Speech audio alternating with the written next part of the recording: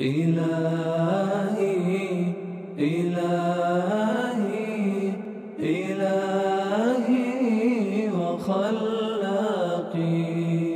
إلهي إلهي إلهي وخلاقي. Bismillahirrahmanirrahim wa salatu rasulullah sallam. Nous avions vu dans la vidéo numéro 1 que notre religion se divisait en 3 dimensions. L'islam ou l'aspect extérieur comme les piliers d'une maison ou le corps humain. C'est les 5 piliers comme la shahada, donc la shahada, la salat, la zakat, le ramadan et le hajj.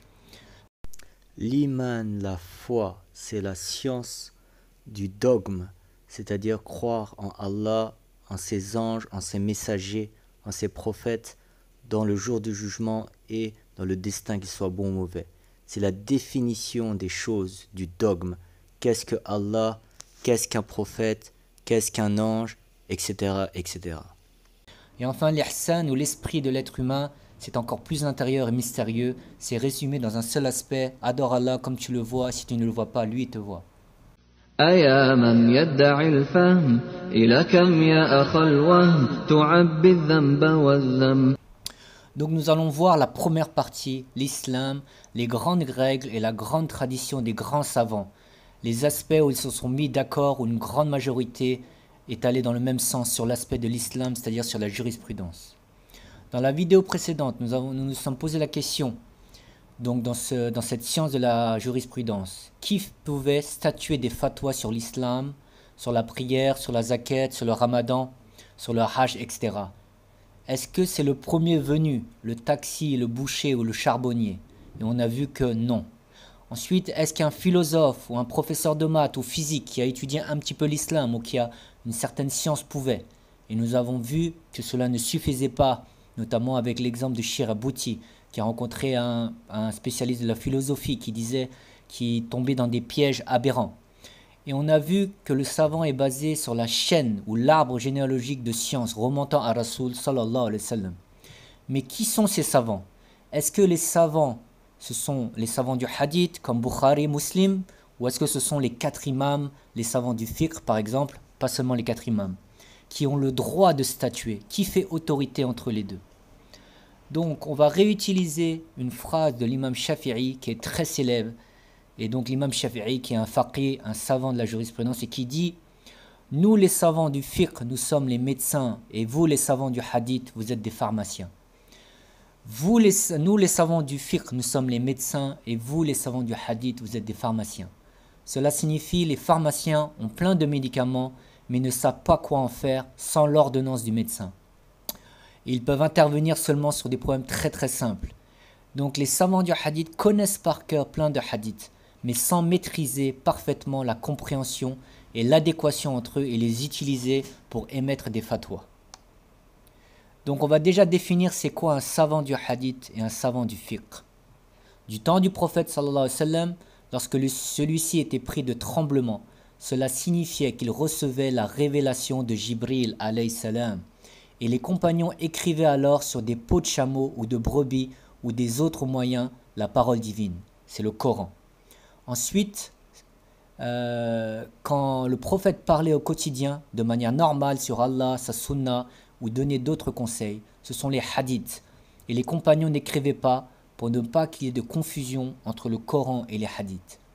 Puis après la mort du prophète sallallahu alayhi wa sallam, les hadiths ont été recueillis par des grands savants qui par un effort surhumain ont voyagé des jours et des mois à cheval à la recherche des compagnons et des gens ayant connu des compagnons en élaborant toute une science de la transmission du hadith fort, sahih ou hadith faible ou le hadith inventé, selon que la chaîne et la qualité du transmetteur pouvaient être fort, faible ou un transmetteur menteur ou un transmetteur ayant des lacunes de mémoire. Ainsi l'imam Bukhari faisait la salat istikhara sur chaque hadith. On voit ainsi sa piété. Il n'hésita pas à jeter les hadiths d'un homme qui donna un appât, une carotte à son âne pour le faire marcher en lui enlevant. Bukhari se dit s'il utilise une carotte pour tromper son âne, alors peut-être il est malhonnête, donc je ne prends pas le risque. Et il annula ainsi plusieurs jours à cheval pour rebrousser chemin. Quelle faveur divine on a eu d'avoir été entre les mains de savants si rigoureux et craignant Allah, au contraire de notre époque où tous, quels que soient les niveaux, on veut tous combattre, entre guillemets, le boxeur Mike Tyson, inconscient que l'on est. Ainsi, un imam parisien a avoué que dans sa période salafi, il se disait que si on lui disait de faire un débat avec Malik, il aurait dit « Allez, bismillah, Malik n'est qu'un homme ». Donc on voit l'inconscience de notre époque.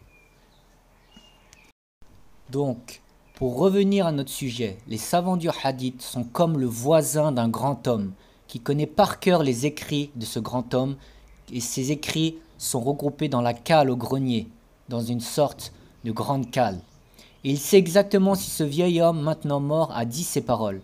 Cependant, seule la veuve de ce grand homme qui a vécu avec lui 60 ans sait le contexte et les écrits qui ne sont pas abrogés. C'est pareil pour les savants du hadith qui connaissent les paroles du prophète sallallahu alayhi wa sallam mais ne peuvent pas faire de fatwa car ils n'ont pas la connaissance nécessaire du contexte. Ils n'arrivent pas à lier les hadiths entre eux. Cette vidéo de l'imam Islam ibn Ahmed qui est de la région parisienne le montre. L'imam Al-A'mash Sulayman ibn Mahran, l'un des grands savants et les piliers de la science de l'hadith et la transmission. Elle était dans l'époque de Abu Hanifa al-Nu'man ibn Thabit, fondateur de l'école Hanafite. Et à chaque fois, il lui posait les gens des questions, car les gens se dirigeaient automatiquement vers les savants de l'hadith. Vers les savants de l'hadith, car c'est eux qui connaissent les hadiths du prophète sallallahu alayhi wa sallam. Donc les gens, ils pensaient qu'ils ont la science. C'est-à-dire, ils ont une grande science par rapport aux fuqaha. Et à chaque fois, quelqu'un va voir Al-A'mash Sulayman ibn Mahran, il lui dit, dirige-toi vers Abu Hanifa. Et lorsqu'il se dirige vers Abu Hanifa lui dit, حدثنا الأعمش سليمان ibn Mahran, حدثنا إبراهيم عن علقمة عن عبد الله ibn Mas'ud. Il rapporte le prophète sallallahu alayhi wa sallam, c'est ce que le prophète sallallahu alayhi wa sallam a dit, et puis il donne l'avis juridique à partir de ce hadith. Et parfois, il ne donnait pas la chaîne de transmission. Et l'A'mash, il intervient. C'est qui t'a donné cet avis, ou bien comment tu as obtenu cet avis? Il lui dit Haddathana al-A'mash Sulayman ibn Mahran qui est face à nous, et puis dans sa chaîne de transmission, il donne. Ala kulli hal, il y a une différence. Les savants de l'hadith ont fait un grand travail dans la transmission, et ils ont préservé la sunna du prophète sallallahu alayhi wa sallam. Mais dans le fiqh, souvent les savants de l'hadith n'avaient pas accès à ce qui est fiqh, sens, fondement et base. Il y avait des savants de l'hadith qui ont atteint ce niveau, comme l'imam Malik ibn Anas, par exemple, comme l'imam Al-Shafi'i, radiallahu ta'ala, mais généralement les savants de l'hadith étaient limités dans la science de l'hadith. On notera que pour la dernière phrase de Islam ibn Ahmed, il voulait dire les savants du hadith étaient limités dans la science du fiqh et non pas du hadith, dans la science du fiqh. Et cela est prouvé car l'imam al-Bukhari suivait dans la jurisprudence l'imam Shafi'i. Donc malgré tous les hadiths qu'il connaissait et la sommité qu'il était, il ne pouvait pas être un faqih et suivait l'imam Shafi'i. Et une autre vidéo de Islam Ahmed confirme cela avec le maître de al-Bukhari et un élève de l'imam Abu Hanifa. On écoute. Par exemple, dans la biographie de Zufar ibn al-Hudayl, Zufar ibn al-Hudayl, c'est l'élève de l'imam Abi Hanifa al-Nu'man. Il disait, c'est l'imam al-Zahabi dans Siyar, il rapportait cette biographie. Et qu'à chaque fois, Zufar ibn al-Hudayl croisait Abu Muawiyah Muhammad ibn Khazim, le cheikh de shuyukh de l'imam al-Bukhari, il lui disait, Ta'ala ugharbin laka hadithak. Viens, je te mets tes hadiths dans le filtre. Je te mets tes hadiths dans le filtre. Filtrer tes hadiths. فكان يعرض عليه حديثا حديثا. Et quand on parle de Abu Muawiyah, on ne parle pas de n'importe qui. C'est un très grand savant, Abu Muawiyah Muhammad ibn Khazim. Donc, il présentait ces hadiths. Et Zufar ibn Hudayl lui disait, c'est un hadith abrogé, c'est un hadith qui est équivoque, c'est un hadith il lui montre les défauts et la compréhension et la science de chaque hadith. Et là, il sort Abu Muawiyah avec des hadiths validés. Car mémoriser un hadith, ça ne veut pas dire grand-chose. Mémoriser un hadith, ça veut dire mémoriser une parole du prophète sallallahu alayhi wa sallam.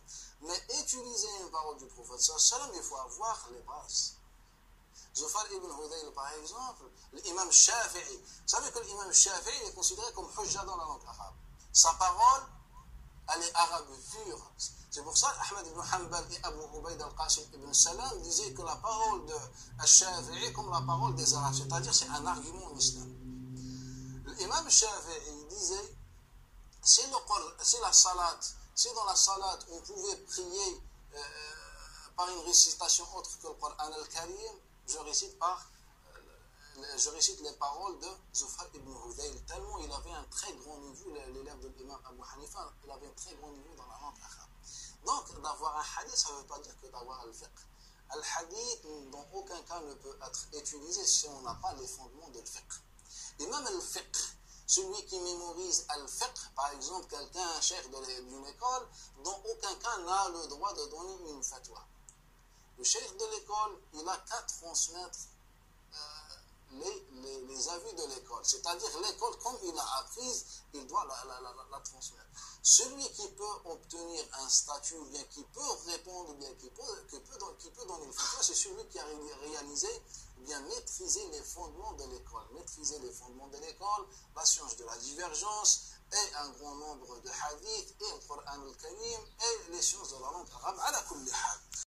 Une autre métaphore dans le domaine alimentaire, par exemple pour la recette du couscous, les savants du hadith sont comme les ingrédients pour faire le couscous. C'est-à-dire ils savent exactement que ces aliments, comme les carottes ou la semoule, doivent être utilisés pour le couscous.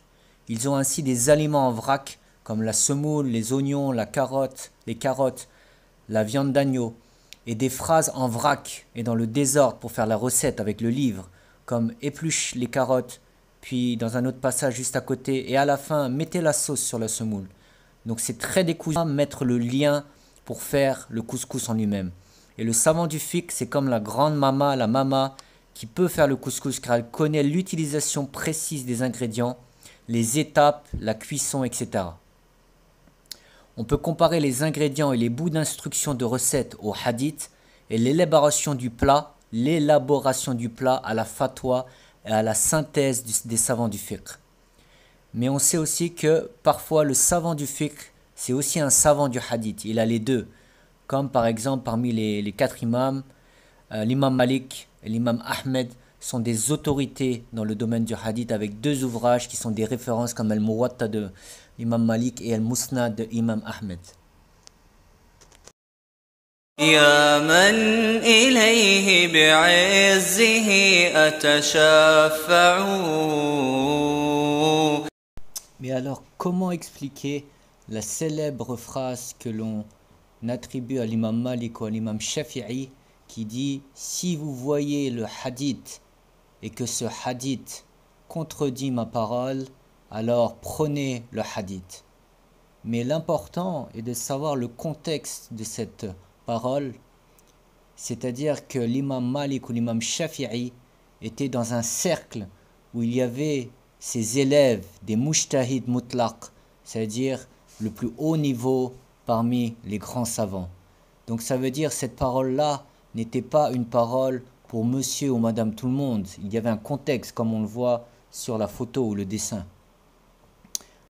Et de nos jours, on voit des convertis qui ne savent même pas parler arabe et qui vont citer cette phrase, ou des arabophones qui ont un niveau très basique qui vont citer cette phrase. Mais cette phrase-là a été faite, donc, comme on l'a dit, dans un contexte où c'était des plus grands experts autour de Malik ou de Shafi'i. C'est comme si un petit peu dans le domaine du football, puisque notre époque est très versée dans le domaine du football, c'est comme si en finale de la Coupe du Monde, Aimé Jacquet disait par exemple à Zidane, si tu me vois que je me trompe, contredis-moi si je me trompe. Cette phrase serait dite à Zidane et à seulement Zidane par son niveau exceptionnel et sa complicité et sa science avec Aimé Jacquet. Et imaginez que le dimanche suivant, sur tous les terrains du monde, de France, chez les juniors, chez les enfants, chez les seniors, tous les joueurs contrediraient leur entraîneur en leur disant son avis à partir de cette phrase de Aimé Jacquet. Cela n'a aucun sens. Et pareillement, si Einstein parlait de science et donnait des instructions à Copernic ou à Poppers ou à d'autres experts, est-ce que nous dirions qu'il les a dit pour nous? Non, évidemment. Et dans cette vidéo, Islam ibn Ahmed l'explique bien en citant le grand imam An-Nawawi. Imam Malik, lorsqu'il dit cette parole, donc suivez les hadiths, comme il le dit l'imam Nawawi dans l'introduction de son livre Al-Majmou', et comme le dit l'imam Al-Qadhi Iyad, et comme il le dit l'imam Sahnoun, il dit cette parole à ses élèves, aux savants qui connaissaient, connaissaient mes fondements. Lorsque vous voyez un hadith et ma parole, et que ce hadith correspond à mes fondements, prenez le hadith. Car il ne parle pas dans Imam Malik n'était pas dans un marché en train de parler avec des commerçants quand vous trouvez un hadith. Non, il parlait dans un cercle avec ses élèves. Lorsque vous trouvez des hadiths, bien sûr, ces élèves sont compétents. Lorsqu'ils atteignent le niveau de l'ijtihad au sein de l'école, ils peuvent distinguer, ils peuvent faire la différence entre le hadith utilisable et le hadith non utilisable selon les fondements de Malik. Et c'est ça la parole de Salaf al-Salih. Et tous les suiveurs des écoles ont dit la même chose. Et ce sont des grands savants du l'islam. Si on parle de l'imam Nawawi, qui est reconnu par tout le monde, nous dit clairement que quand le savant nous dit suivez ma parole, le hadith de Nabi sallallahu alayhi wa sallam et non ma parole, il parle avec les gens compétents. Et même l'imam Nawawi, dans l'introduction de son livre, il reconnaît qu'il n'a pas atteint la compétence de suivre le hadith en délaissant la parole de son cheikh. Même l'imam An-Nawawi, ce grand savant de l'islam. Donc il y a une manipulation dans cette parole. Quelle époque incroyable par rapport à cette dernière phrase de Islam ibn Ahmed, où l'imam Nawawi, le grand imam Nawawi, qui depuis des siècles et des siècles et de siècle en siècle, tous les grands savants ont dit qu'il était une référence, et il dit lui-même qu'il n'a pas la capacité de traiter le hadith sans l'avis de son école. Et de nos jours, des jeunes convertis qui ne parlent pas presque un mot d'arabe disent qu'ils vont directement à la preuve du kitab et de la sunna. Ou même des arabophones qui sont à des années-lumière du niveau de Imam Nawawi, qui ont un niveau très basique, utilisent cette phrase et disent qu'ils sont capables d'aller directement au kitab et à la sunna. Donc dans notre époque moderne, pour reconnaître les héritiers du siècle du salaf ancien et qui respectent cette règle de la hiérarchie du faqih supérieur au muhaddith, et que seul le faqih mujtahid mutlaq peut faire la fatwa sur les grandes règles anciennes, ce sont les grands savants des 4 écoles et asharites. Donc les asharites, nous comprendrons mieux plus tard ce que c'est. Donc ce sont eux les héritiers de cette règle. Ce sont eux ceux qui ont suivi depuis l'avènement de Malik, Abu Hanifa, Ibn Hanbal et Shafi'i, ces milliers de savants de tous les horizons du monde qui ont appartenu aux 4 écoles, qui gardent la tradition de la hiérarchie des savants, et qu'il faut être un faqih pour pouvoir accéder à la fatwa. Et au contraire, dans l'époque moderne, les salafis qui disent qu'ils suivent le salaf ancien ne suivent pas du tout cette hiérarchie et ne suivent pas du tout cette tradition. La preuve est que les salafis désignent comme leur imam et cheikh suprême Cheikh al-Albani. Cheikh al-Albani était un ingénieur qui s'est versé et qui a étudié dans une bibliothèque la science du hadith. Mais il n'est pas du tout, et il est à des années-lumière d'être un faqih. Donc son action doit être limitée. Même Al-Bukhari, le maître du hadith, suivait Shafi'i pour la jurisprudence. Mais Al-Albani nous donne des fatwas et nous écrit des livres où il aurait trouvé la formule magique de la prière du prophète du début à la fin, comme si vous la voyez. Même les compagnons, ou plus tard les 4 imams, n'avaient pas la prétention de dire qu'ils avaient trouvé la formule magique. Donc c'est un savant qui est mort vers l'an 2000 qui va apprendre aux salaf anciens ce qu'est la prière du prophète. C'est impossible. Donc cette règle n'est pas du tout suivie par les salafis modernes qui nous trompent par le mot salaf, salafi, mais en réalité ne suivent pas du tout. Car ils profitent de l'ignorance des gens. C'est un petit peu comme si tu te présentais comme la culture pure de Médine, et comme les gens ne connaissent rien, en réalité, tu leur présentes la culture espagnole ou mexicaine, car ils n'y connaissent rien. Donc c'est pareil, ils utilisent le mot salaf ou salafi, mais ne suivent et sont le contraire de l'époque salaf ancien. Et pour les Ikhwan Muslimin, les portes sont encore plus ouvertes, puisque comme dans la vidéo Shirbouti, où il a rencontré un philosophe, les ligues mondiales ou les ligues européennes ou les ligues, etc., créées par Al-Qaradawi, laissent des philosophes, des mathématiciens qui sont même pas spécialistes de la charia devenir émettre la fatwa. Comme on le voit là sur la photo, Tariq Ramadan apprend au monde son admission à l'Union mondiale des savants musulmans. Donc, la hiérarchie n'est pas du tout respectée chez les Ikhwan Muslimin. Et c'est donc la porte ouverte à la fitna. Mais nous verrons ce sujet plus tard dans une autre vidéo.